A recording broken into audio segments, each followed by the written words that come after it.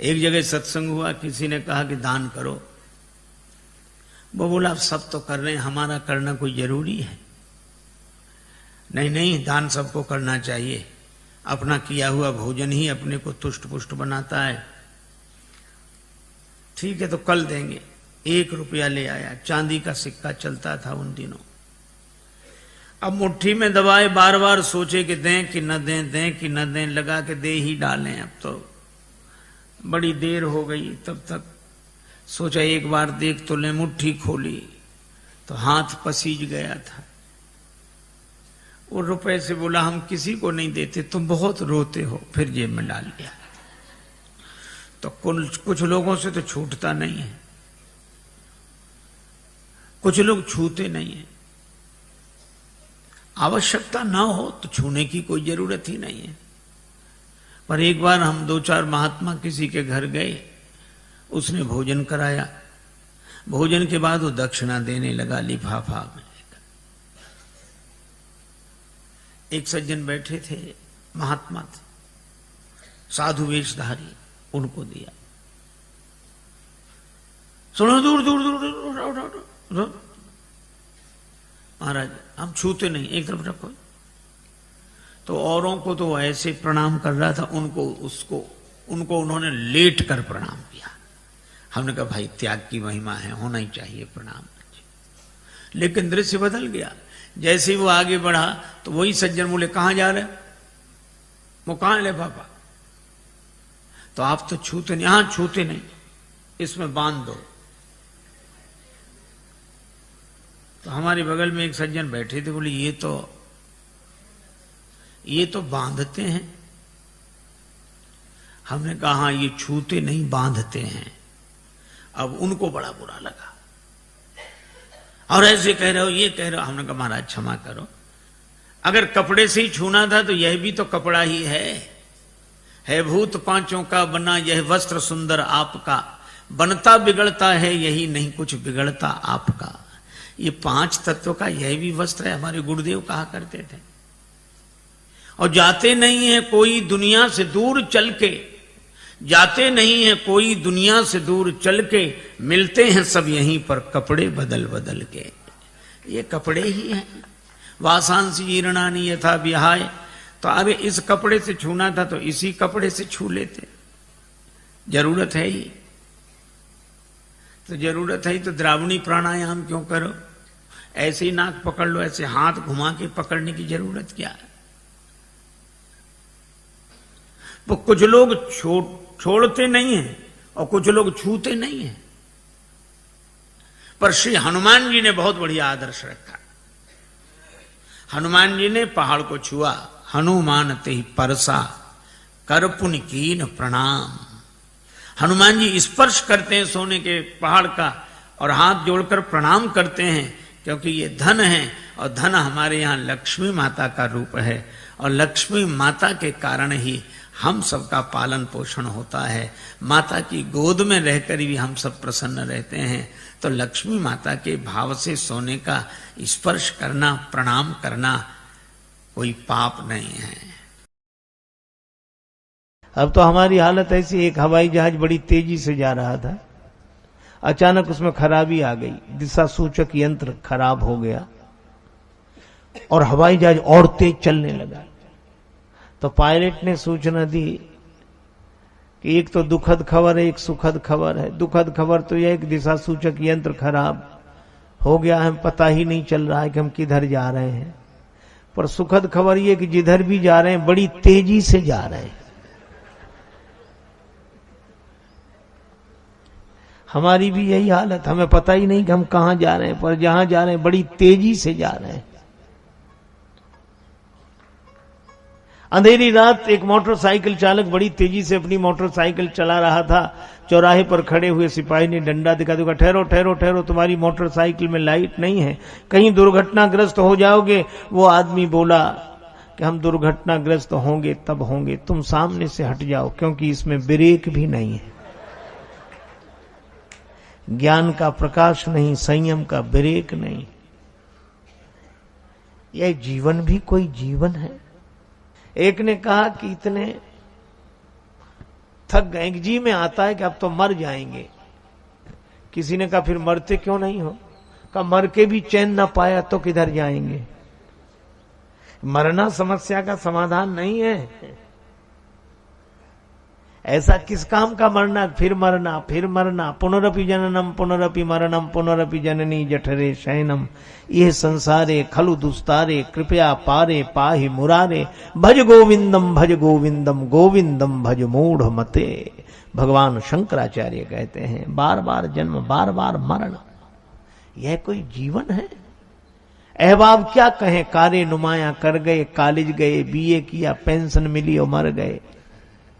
ये जिंदगी है? जिंदगी में जिंदगी का राज पाना चाहिए, जिंदगी में जिंदगी को मुस्कुराना चाहिए, और जिंदगी में जिंदगी की शर्त अगर पूरी ना हो तो जिंदगी को जिंदगी से रूठ जाना चाहिए। इसलिए मारीच ने सचमुच अपनी मृत्यु को बहुत सुंदर बनाया। बधव माने दोनों तरफ से मृत्यु। कई शब्द ऐसे होते हैं, इधर से भी उधर से भी, एक जैसे, जैसे डालडा, इधर से भी डालडा उधर से भी डालडा। बधव, इधर से भी बधव उधर से भी बधव। अब मन में बड़ा हर्ष है, मन अति हरस जनाव न तेहि। रावण को पता नहीं लगने देता, आज देखियो परम स्नेही, आज परम स्नेही भगवान का दर्शन करूंगा। प्रायः ऐसा होता है कि प्रार्थना तो शुरू हो नहीं पाती, झगड़े पहले शुरू हो जाते। योजनाएं अपने अच्छी अच्छी बनती हैं, पर अच्छी योजनाएं लागू होने के पहले झगड़े पहले शुरू हो जाते हैं। अरे प्रार्थना करनी थी, ठीक है, पर झगड़ा प्रार्थना को लेकर नहीं हुआ। प्रार्थना तो सब स्वीकार कर रहे हैं, लेकिन झगड़ा इस बात का है कि प्रार्थना कहां करें। एक गांव में दो दल केवल इसलिए बन गए कि रामलीला कहां हो। वो तो कहते हैं कि हो तो हमारे मोहल्ले में हो, नहीं तो दूसरे मोहल्ले में हम देखने ही नहीं जाएंगे। अब इनके लिए रामलीला नहीं, मोहल्ला महत्वपूर्ण है। अच्छा, अब आजकल तो लोग रावण तक का प्रचार करते हैं। दशहरे के दिन सबसे बड़ा रावण हमारे यहाँ का, रावण भी बड़ा होना चाहिए तब नाम बड़ा होगा। अरे प्रार्थना करनी है तो भाव से भरो, भेद से नहीं। प्रार्थना करनी है तो भाव से भरो, भेद से नहीं। आप जहां हैं वहीं प्रार्थना करें, क्योंकि भगवान सब जगह हैं। इसलिए किसी विशेष जगह जाने की आवश्यकता नहीं है। श्री स्वामी विवेकानंद जी एक उदाहरण देते थे कि निश्चित माप से अगर एक वृत्त खींचा जाए और वृत्त की परिधि पर कई बिंदु अंकित कर दिए जाएं, तो केंद्र बिंदु से दूरी तो सबकी बराबर है। अब परिधि पर अंकित बिंदु ये झगड़ा करें कि तुम हमारे पास आओ तो केंद्र ज्यादा नजदीक पड़ेगा, तो चक्कर ही लगाता रहेगा। इसलिए अच्छा तो यह है कि वो जहां है वहीं से केंद्र बिंदु की ओर चले, दूरी सबकी बराबर है। इसलिए भाई परमात्मा जैसे केंद्र सभी परिधि पर अंकित बिंदुओं से बराबर ही दूरी पर है, इसी तरह परमात्मा का भी संबंध सबसे समान है। चलने की बात है। अच्छा, एक और अद्भुत बात है, जब कोई परमात्मा की ओर चलता है तो ऐसा हो ही नहीं सकता कि परमात्मा न चले। भगवान ने तो कहा कि जे तो चले विनीत तू। हमारे एक संत हुए हैं श्री विनीत जी महाराज, उनका ये दोहा है, जे तो चले विनीत तू जगतज मेरी ओर। तू संसार छोड़कर जितना मेरी ओर चलता है, तेते पग मैं भी धरूं करूं कृपा की कोर। तुम जितना मेरी ओर चलते हो मैं भी तुम्हारी ओर उतने ही कदम चलता हूं। तो भक्त ने कहा कि तब तो हमें बड़ी निराशा होगी। मैं 2-4 दिन में एक आध कदम चलता हूं, कभी चलता हूं कभी नहीं भी चलता हूं। और हे भगवान, इसी हिसाब से अगर आप मेरी ओर चलेंगे तब तो मेरा भला कभी हो ही नहीं सकेगा। भगवान ने कहा उदास मत हो, जे तो चले विनीत तू जगतज मेरी ओर, तेते पग मैं भी धरूं करूं कृपा की कोर। तो एक चरण तेरो परे मम हित चित पे छूछ, और मेरो चरण बढ़ाई वो राजा बलि से पूछ। कदम तो उतने ही चलूंगा, लेकिन मैं जब कदम बढ़ाऊंगा, चरण बढ़ाऊंगा, तो राजा बलि से पूछो किस तरह कदम बढ़ाता हूं। अरे व्यक्ति के नाम का क्या मूल्य, कोई जाने न जाने। नाम तो काम चलाने के लिए है। अगर कोई नाम ना हो तो ये वो कहां तक करते रहेंगे। एक गांव में किसी बेटी का विवाह हुआ। मक्खन निकालना कला होती है, दधी मंथन करके। अब वो बेचारी शहर की रहने वाली, उसे ढंग मालूम नहीं। सास से कहा, माता जी मटकी में मक्खन आ गया, उसे चलकर निकाल लो। माता जी बड़ी नाराज हुई, बहुत बुरा भला कहा। अब बहू समझे नहीं बात क्या है। सही बात यह थी कि बहू के ससुर का नाम था मक्खन लाल।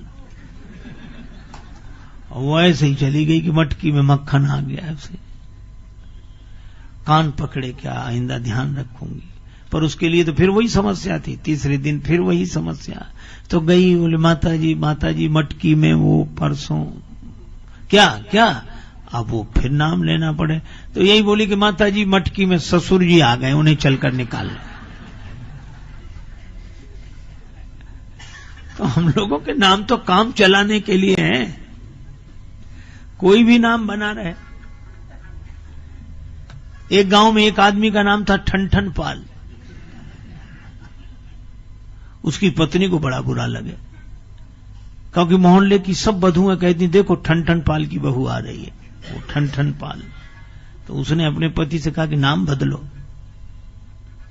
पति ने कहा कि नाम में क्या रखा है, कुछ भी बना रहे।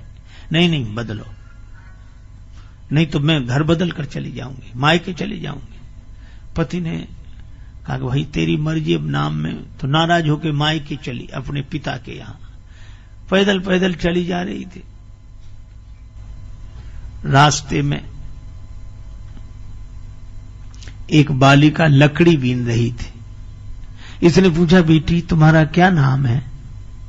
बड़ी गरीबनी जान पड़ती हो, लकड़ी बीन रही हो। उस बालिका ने कहा कि मेरा नाम लक्ष्मी है। उसका लकड़ी बीने लक्ष्मी, चलो खैर होगा।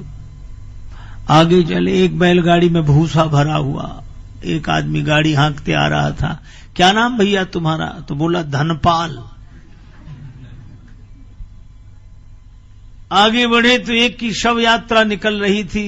ये भैया कौन? बड़े अच्छे आदमी थे, वो आज चले गए। क्या नाम था इनका?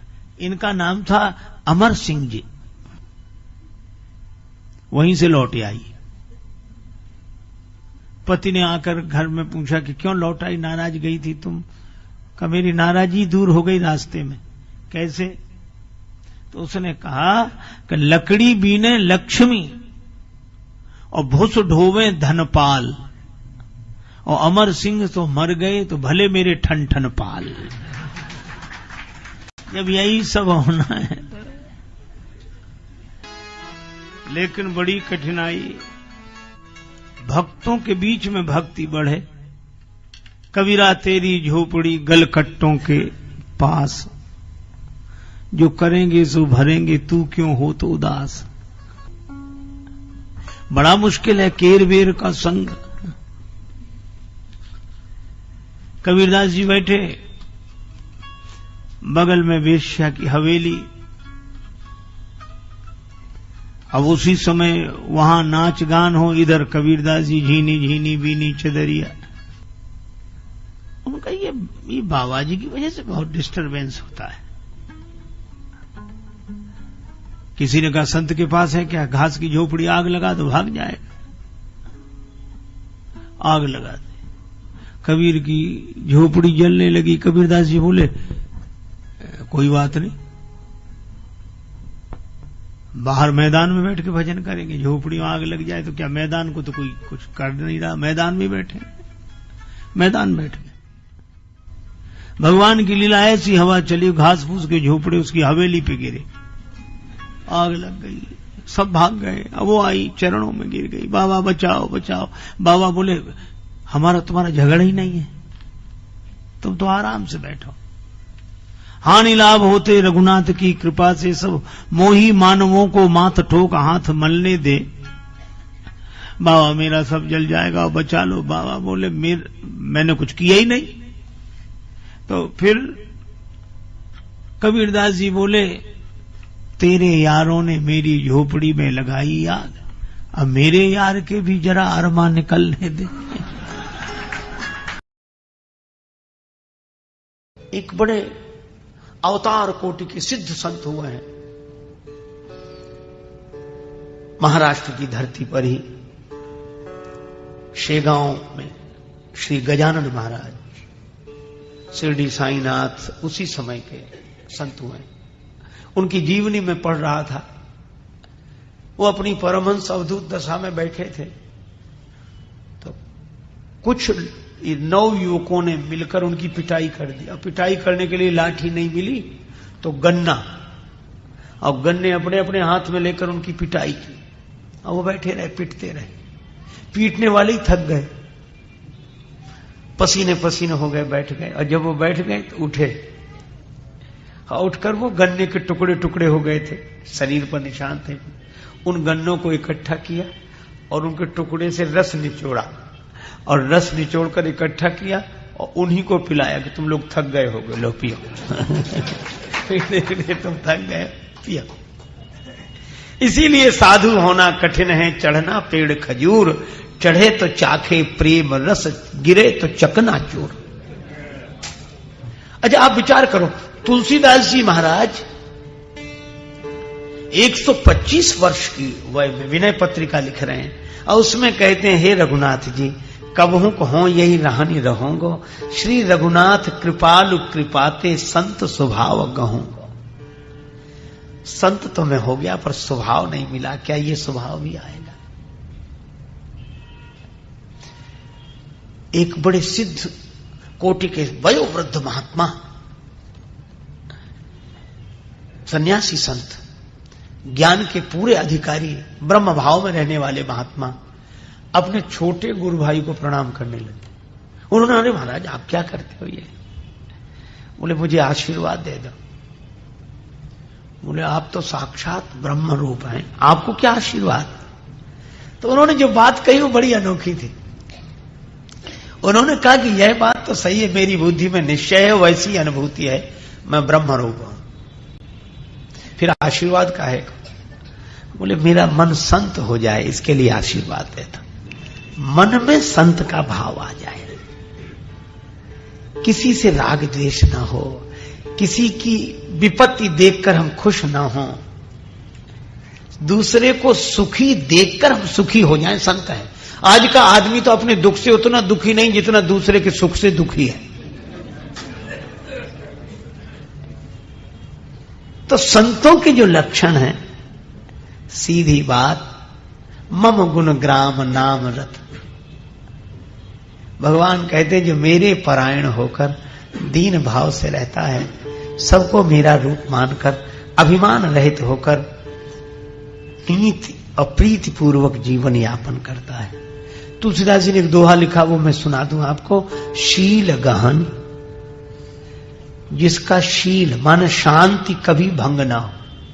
शील गहन कैसे होगी ऐसी स्थिति? बोले सबकी सहानी, किसी ने कुछ कह दिया कोई बात। शील गहन सबकी कहानी, शील गहन सबकी सहानी, और कहानी ही ये मुख राम, तुलसी रहिए या रहनी संत जनन को काम।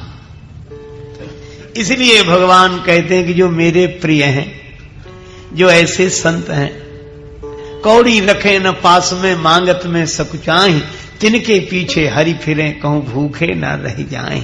कबीरा मन निर्मल भया जैसे गंगा नीर, पाछे पाछे हरि फिरे कहत कबीर कबीर। भगवान बुद्ध के एक शिष्य ने कहा कि महाराज अब मैं पर्यटन करूं? भगवान बुद्ध बोले क्यों? बोले आपने संत बना दिया तो संत को घूमना चाहिए। भगवान बुद्ध बोले जरूर जाओ, लेकिन दुनिया वाले अच्छे नहीं हैं, कुछ लोग तुम्हारा अपमान करेंगे। उसने कहा कि अपमान ही तो करेंगे, गाली थोड़ा ही देंगे। भगवान बुद्ध बोले कुछ लोग गाली भी दे सकते हैं, वो तो गाली देंगे, डंडा थोड़ा ही मारेंगे। तो बोले कुछ लोग डंडा मारने वाले भी मिले, बोले डंडा ही तो मारेंगे, जान से थोड़ा ही मारेंगे। और बोले किसी ने जान से भी मार दिया, तो अच्छा है, जो 10 दिन बाद होना तो पहले ही सही, उसमें क्या है। भगवान बुद्ध बोले कि अब तुम संसार में घूमने लायक हो गए।